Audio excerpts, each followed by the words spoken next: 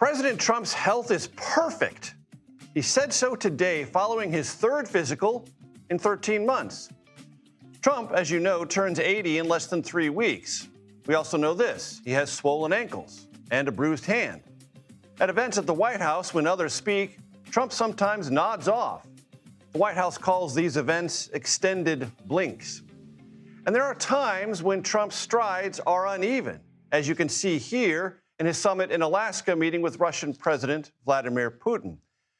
As we all know, the president resorts to vulgarity in speeches and on social media now more than ever. These are, taken together, accumulating signs of absolutely nothing.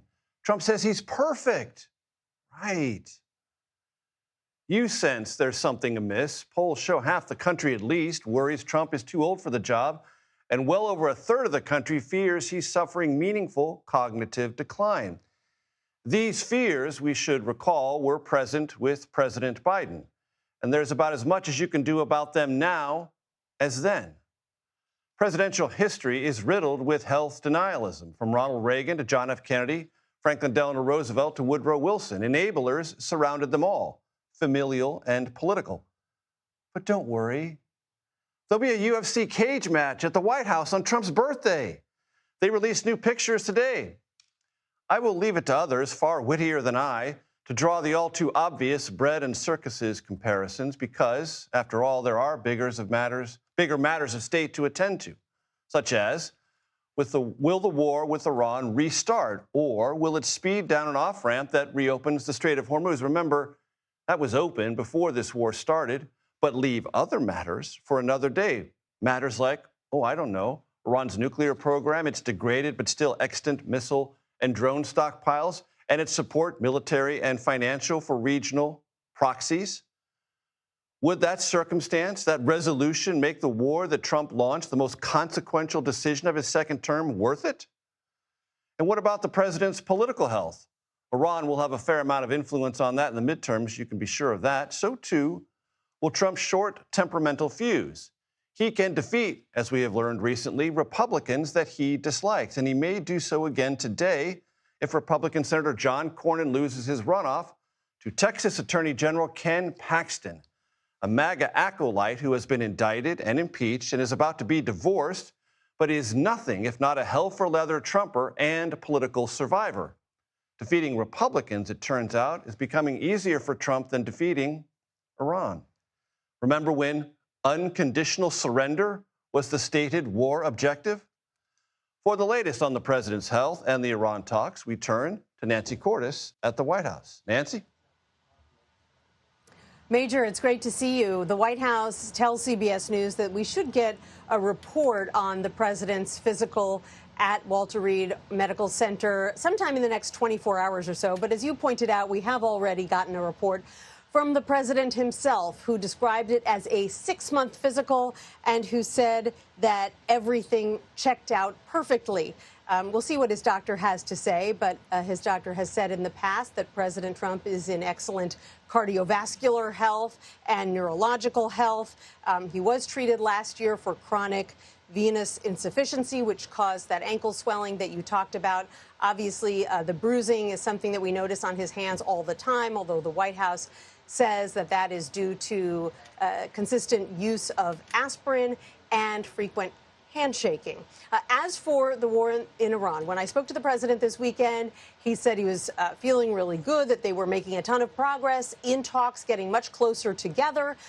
But then there was a bit of a walk back with his Secretary of State saying that this is going to take a few more days, that it's difficult to remain in touch with the Iranians because their leaders are in hiding, hard to get messages back and forth. And also the president got an earful from top Republicans, Major, who didn't like the sound of the deal that was taking shape because it would have left big, thorny questions about Iran's nuclear program to another round of talks. This memorandum of understanding mostly would have gotten the Strait of Hormuz reopened, which is also a big priority, but not the president's biggest stated priority. And so Republicans like Roger Wicker, who's the chair of the Senate Armed Services Committee, said, isn't this the whole reason we went to war, was to deal with Iran's nuclear program? If we put it off now, how are we going to have the leverage to force Iran to the table later? And so we're now waiting to hear from this White House just where exactly the talks stand now. And there's another complicating factor, Nancy. As you know well, there is a second front in this war. It's between Israel and Hezbollah in Lebanon. And the Israeli government has launched not only aerial strikes, but pushed more ground forces into southern Lebanon. That has to be a part of this matrix, and maybe from the president's perspective, a not so helpful one.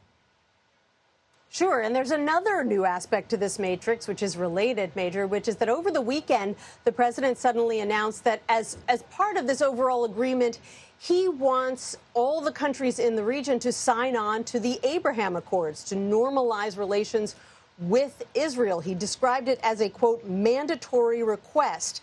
It's not clear exactly what that means, what a mandatory request is, but so far, based on our reporting, there aren't any new takers. It would be a diplomatic innovation, to be sure, a mandatory request. Nancy Cordes, as always, thank you so very much. CBS News national security analyst Aaron MacLean joins me now. He is also the host of the Most Excellent School of War podcast. Aaron, always good to see you. What is a defensive airstrike? Because what happened over the weekend, amid all this conversation that negotiations were really progressing, then Central Command puts out a statement that there were actions taken in self-defense. What happened? So the account we have from the Pentagon and Central Command is that Iranian boats from the IRGC Navy, these smaller, fast boats that we keep hearing about, the Mosquito Navy, are out there laying mines in the Strait of Hormuz. We go after the boats with air assets. The air assets get shot at by the Iranians. We shoot at missile air defense sites in Iran that are shooting at our planes, or at least involved in the Iranian air defense system. So that's the short answer to your question. The slightly longer answer to your question is that we seem to be in this sort of bizarre situation, Major, where it's a tale of two wars. You have these negotiations going on in Qatar. You have the president and others saying we're close to a deal. Maybe we're not that close. Well, we're close again. Meanwhile, things are pretty spicy in the Strait. There's a lot of shooting going on. Right. And it underscores that however degraded Iran's capabilities might be, they still retain some that are consequential. That's absolutely right. And also, color me skeptical, Major. Not so much that there's going to be a deal. It's possible that the administration and the Iranians are going to agree to something.